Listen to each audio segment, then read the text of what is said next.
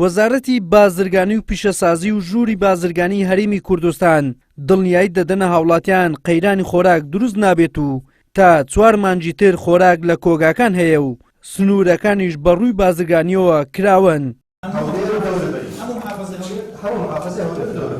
بە مەبەستی گرتنەبەری ڕێکاری پێویست لە دابینکردنی خۆراک و پێداویستی ڕۆژانەی هاوڵاتیان، وەزیری بازرگانی لەگەڵ ژمارەیەک لە خاوەنی کۆمپانیا و بازرگانان و بریکارانی هاوردەکردنی خۆراک کۆبووە.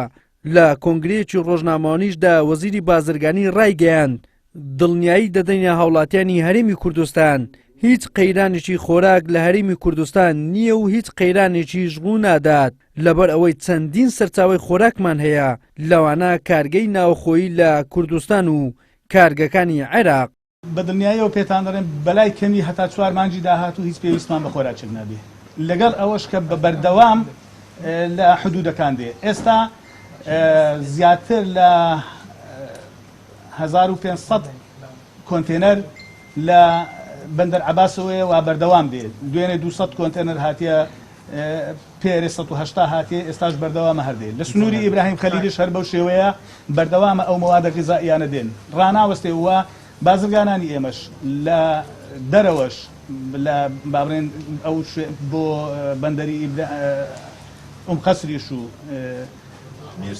مێرسینیش و بەندەر عەباسیش و دەیگوازنەوە، ئەوانە بەردەوام ئەو شوێنانە پڕەکەنەوە بۆ ئەوەی لەوێەوە بەردەوام بگازرێتەوە بۆ هەرێمی کوردستان. تا ئێستا دەواازە سنووریەکانی هەرێمی کوردستان لەگەڵ وڵاتانی دراوسێ بۆ ئاڵوگۆڕی بازرگانی کراون، بە بڕیاری حکوومەتی هەرێمیشدا ناخرێن. تەنها لە خاڵە سنووریەکان ڕێکاری پێویست دەگیرێتە بەر بۆ ڕێگریکردن لە بڵاوبوونەوەی زیاتری ڤایرۆسی کۆڕۆنا.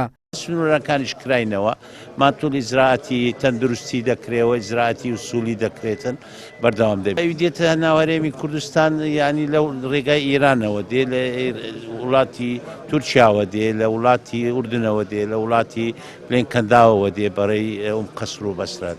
وەکو خۆ ئامادەکردنێک بۆ ئەگەری درێژکردنەوەی قەدەغەی هاتوچۆ، وەزارەتی بازرگانی و پیشەسازی هەرێمی کوردستان و وەزارەتی کشتوکاڵ ڕێککەوتون لە جیاتیکردنەوەی مارکێتەکان ڕێگا بە دوکاندارەکان بدرێت بە سەیارە لە کۆڵانەکان سەوزە و میوە و خۆراک بفرۆشن، ئەمەش بۆ ئەوەی نرخ بەرز نەبێتەوە و قەرەباڵغی لە فرۆشگاکان دروست نەبێت.